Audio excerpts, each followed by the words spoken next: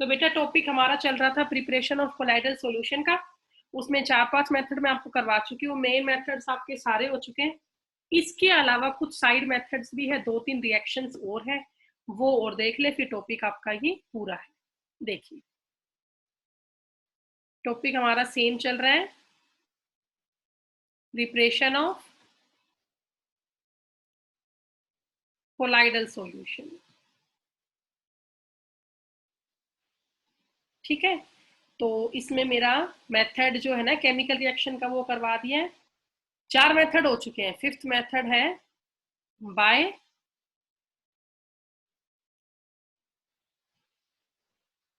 Exchange of solvent. 6th method है by excessive cooling, by exchange of solvent by excessive cooling. और last method है by condensing the vapours, by condensing the vapors of a substance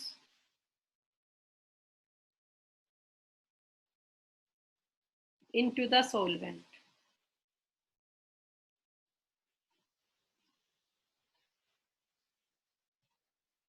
into the solvent। ठीक है, तो इसी के साथ ही आपका टॉपिक पूरा होता है प्रिपरेशन का। अब इसके बाद जो हमारा टॉपिक है वो है purification of colloidal solution. Okay, preparation complete हुई बेटा।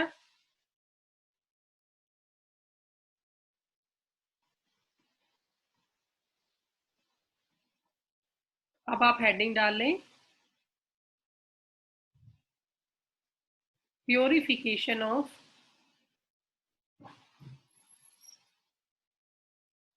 Colloidal solution. किस किस तरीके से हम कोलाइडल सॉल्यूशन को प्योरीफाई करते हैं, अब वो मेथड्स हम करेंगे। तो पहला मेथड हमारा है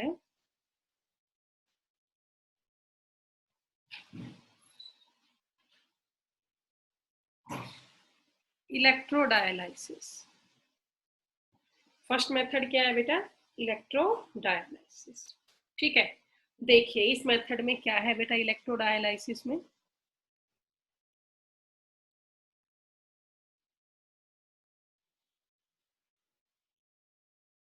इस मेथड में हम क्या करते हैं बेटा, हम एक बैग लेते हैं,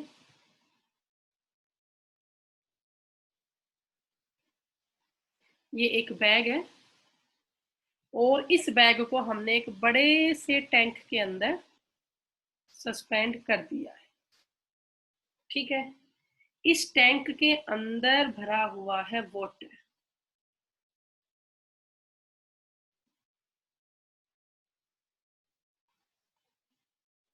टैंक के अंदर क्या भरा हुआ है? वाटर भरा हुआ है। एक साइड से इस टैंक में आ रहा है फ्रेश वाटर,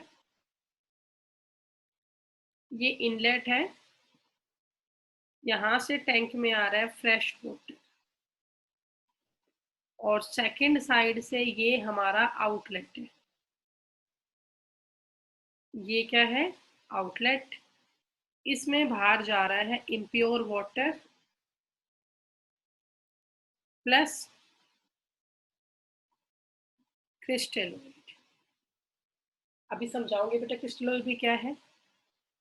यहां हमने 2 मेटल की प्लेट लगा ली ताकि इसकी स्पीड बढ़ जाए रिएक्शन की। देखिए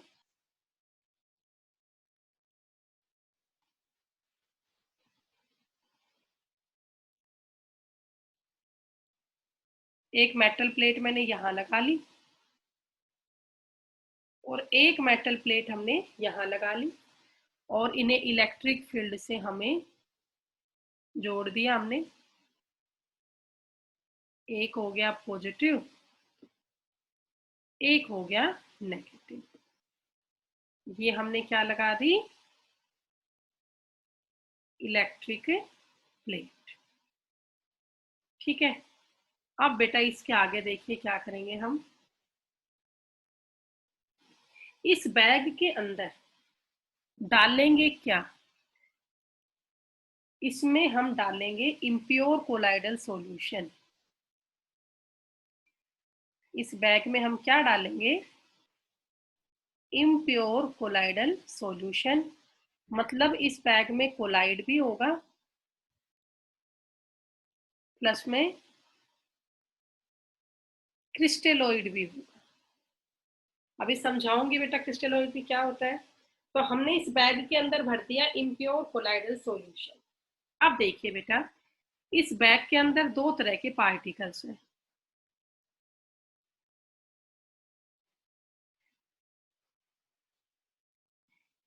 एक तो इस तरीके के पार्टिकल है, छोटे पार्टिकल्स हैं,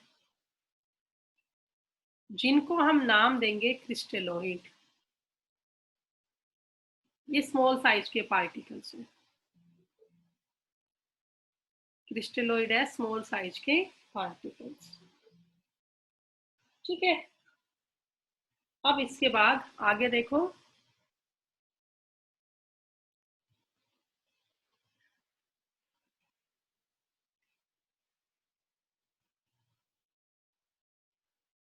दूसरे इस बैग में पार्टिकल्स है बड़े साइज के।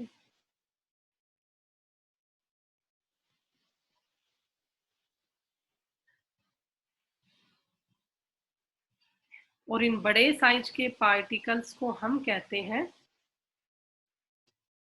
कोलाइड। बड़े साइज के पार्टिकल को क्या कहते हैं? कोलाइड। और छोटे साइज के पार्टिकल्स क्या होते हैं? क्रिस्टेलॉइड्स होते हैं। अब जो ये बैग है, ये बैग ऐसी मेम्ब्रेन का, ऐसे कपड़े का बना हुआ है कि इतना इसके पोर्स के साइज है इस बैग के कपड़े का, कि जो छोटे साइज के पार्टिकल है, मतलब जो क्रिस्टेलॉइड है, वो तो बैग में से बाहर आ जाते हैं, लेकिन जो इम्प्योरिटीज है वो बैग में से बाहर नहीं। इम्प्योरिटी तो बाहर आ जाती है, लेकिन जो प्योर कोलाइड है, जो बड़े साइज के पार्टिकल, वो बैग के अंदर ही रह जाते हैं। ठीक है ना बेटा? जो ये आपका बैग है, ये पार्चमेंट मेम्ब्रेन का बना हुआ है। मैं लिख देती हूँ यहाँ, ये बैग बेटा कौन सी मेम्ब्रेन का बना हुआ है? पार्चमेंट मेम्ब्रेन का। इस मेम्ब्रेन की खास बात क्या है? इसमें से छोटे साइज के पार्टिकल तो बाहर आ सकते हैं, बट बड़े साइज के पार्टिकल बाहर नहीं आ सकते। ठीक है ना? तो इस बैग में से छोटे साइज के पार्टिकल, मतलब कि क्रिस्टेलॉइड, बाहर आ जाएगा, और जो प्योर कोलाइड है वो बैग के अंदर ही रह जाएगा। अब करना क्या है? हमने एक बैग लिया, बैग में क्या भर रखा है? कोलाइडल सॉल्यूशन, और उस बैग को लटका दिया पानी के अंदर। पानी आपका रनिंग होना चाहिए, स्टैंडिंग वाटर ना हो। रनिंग वाटर है, एक तरफ से इनलेट बराबर चलना चाहिए और एक तरफ से आउटलेट चलना चाहिए। रनिंग वाटर आपका होना चाहिए। इनलेट में फ्रेश वाटर आ रहा है, आउटलेट में वाटर इम्प्योर होके बाहर जा रहा है, साथ में क्रिस्टेलॉइड एज इम्प्योरिटी भी आपकी बाहर जा रही है। ठीक है? तुम जैसे बैग को ऐसे पानी में लटकाओगे, सस्पेंड करोगे, एकदम से बैग के अंदर की इम्प्योरिटी सारी बाहर आ जाएगी। एकदम से बैग की सारी इम्प्योरिटी क्या होगी बेटा? बाहर आ जाएगी। ठीक है? हमने इलेक्ट्रिक फील्ड इसमें लगा रखा है, ताकि रिएक्शन की स्पीड है वो बहुत ही फास्ट हो जाए, जल्दी से रिएक्शन पूरी हो जाए। तो under the influence of electric field, अब डेफिनेशन की आएगी एग्जाम में, व्हाट इज इलेक्ट्रोडायलिसिस? तो क्या कहोगे? The process of purification of colloidal solution.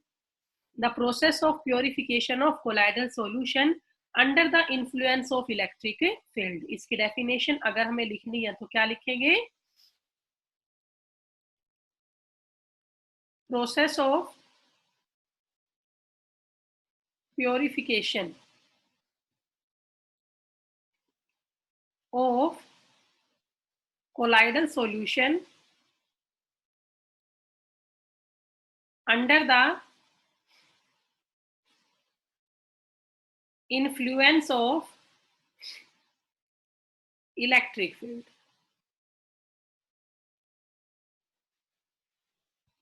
Under the influence of electric field, उस प्रोसेस को हम बोलते हैं electrodialysis. That process is called electrodialysis. और पार्चमेंट मेम्ब्रेन जो है ना, इसी का एक नाम और भी होता है सेलोफेन मेम्ब्रेन। पार्चमेंट मेम्ब्रेन का नाम क्या होता है? सेलोफेन मेम्ब्रेन होता है। ठीक है ना?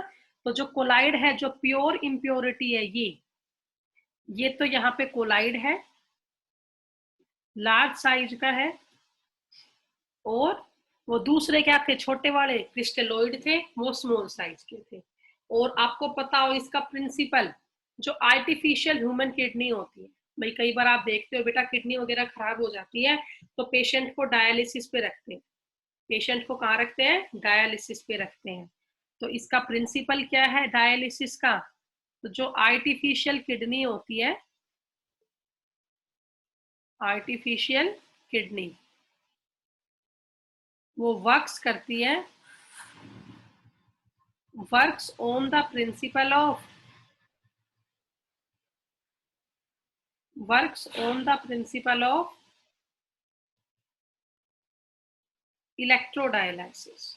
ठीक है, जो आर्टिफिशियल किडनी होती है वो इसी के प्रिंसिपल पे काम करती है, works on the principle of electrodialysis. Okay, तो भाई इस टॉपिक में कोई डाउट है तो बेटा बताओ, अदरवाइज ये टॉपिक आपका कंप्लीट हो गया।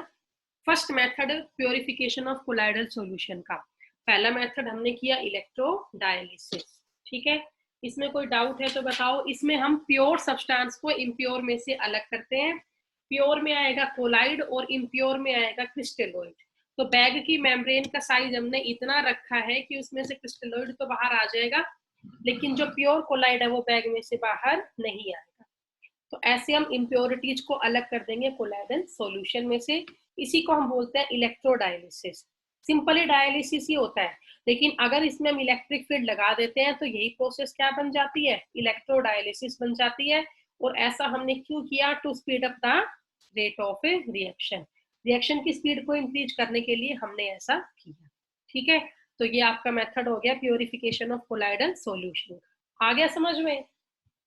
बोलो भाई, कोई डाउट है इसमें? No ma'am. है ना, ठीक है। तो भाई ये आपका फर्स्ट मेथड कंप्लीट हो गया प्योरिफिकेशन का। अब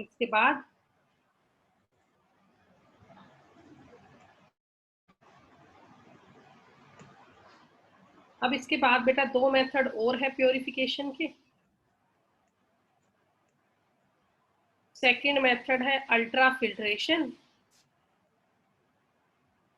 अल्ट्रा फिल्ट्रेशन। और थर्ड मेथड है आपका अल्ट्रा सेंट्रीफ्यूगेशन, अल्ट्रा सेंट्रीफ्यूगेशन। तो भाई ये दो मेथड्स हम करेंगे कल, इनकी डिटेल हम कल करेंगे कि कैसे हम कोलाइड को प्योरीफाई करते हैं अल्ट्रा फिल्ट्रेशन से और अल्ट्रा सेंट्रीफ्यूगेशन से। तो आज का टॉपिक यहीं तक ही है, यहाँ तक का टॉपिक आप लोग कर लेना बेटा।